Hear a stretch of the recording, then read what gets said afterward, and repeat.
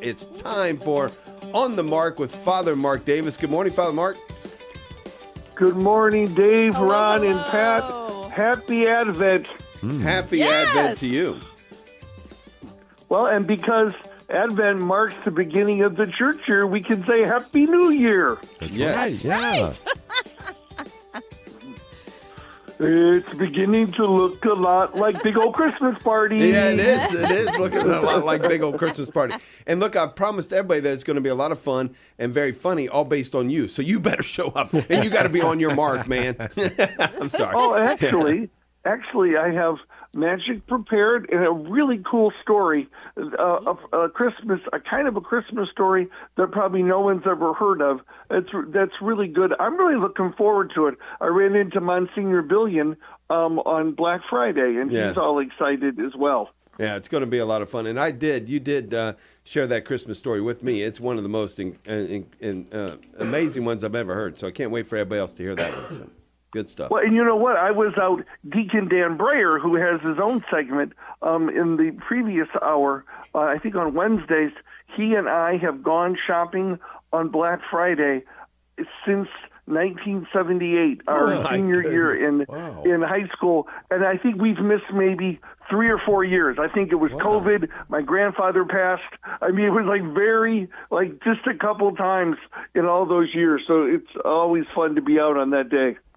We have Cyber Monday today, so you don't have to go anywhere. You can just go on your computer and get the good deals. That's my preference. See, to me, my sister-in-law's sister, I saw on Thanksgiving and talking about, shopping on. You don't shop on Black Friday. You buy. In other words, we have lists.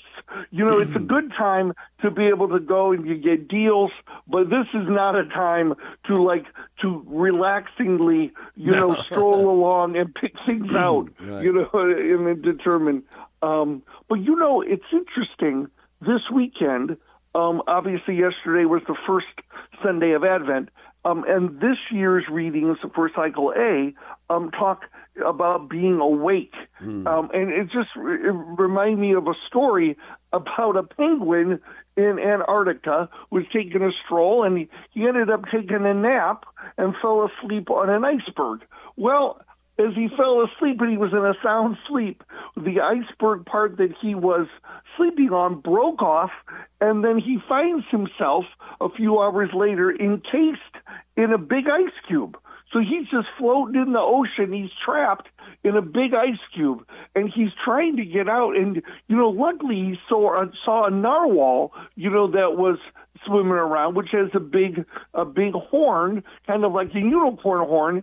And he got all excited, and he could yell loud enough and go, "Narwhal, narwhal, come over here, come over here." And the narwhal swims, "Oh, yeah." He says, "Break the ice."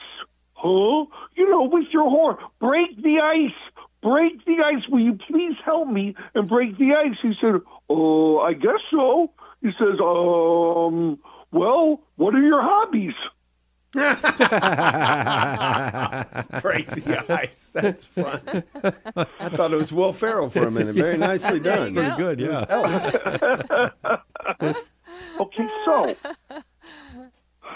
so we're starting a season of waiting. A season of preparation. And the readings yesterday, almost all of them, talked about being awake.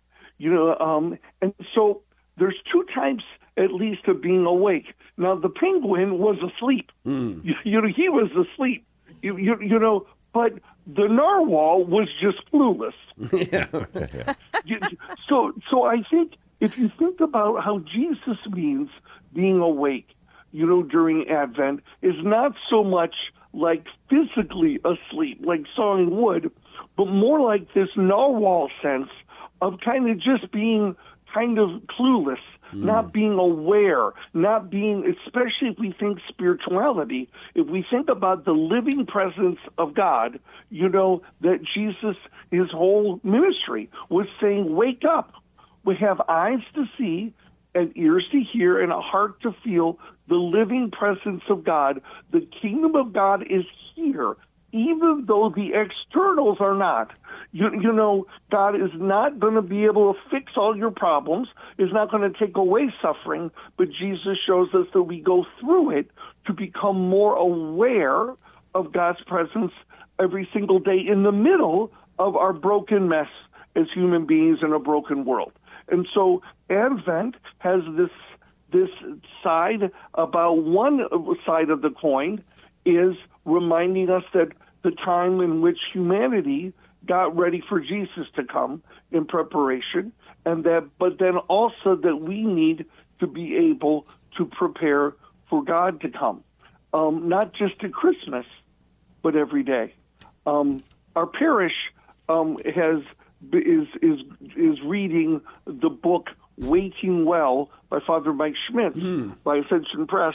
We had a little kickoff prayer service last night, and we sold the books, and we'll be able to kind of go through it. And his homily yesterday, he talks about the difference between waiting as agonizing endurance as opposed to preparation. I think it's interesting. If I think about children and myself as a child, when you tell a child that Santa is coming on Christmas Eve, and it's Thanksgiving, they think it's tomorrow. Yeah, or, right. Excuse me, they think it's like in 1 minute. Yeah. And it's just, we've all had those times where we're just looking for someone to come, and we're thinking it's 10 in the morning, and we think they're coming at 10:01, and we're right there waiting, looking at the driveway. Well, they didn't say they're going to come till 5, but it's just like kids, it's just agonizing. And he says, that's not the waiting. Father Smith said, that's not the waiting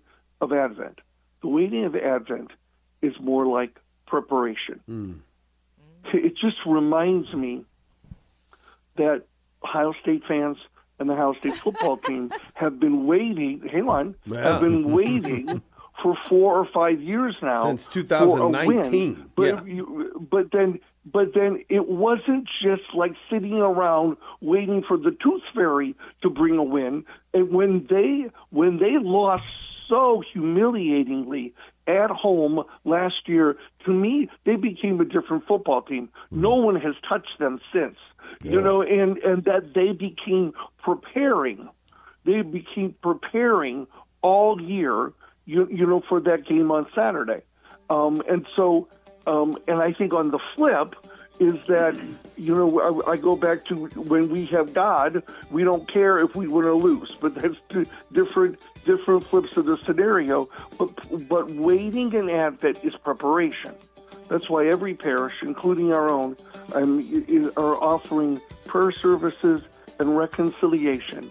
We have a tradition from Colombia, South America, the Night of Lights, next Sunday night at 6:15. But we do these things to prepare for God, to be able to be quiet and make room to prepare for God every day. God bless you. Happy Advent.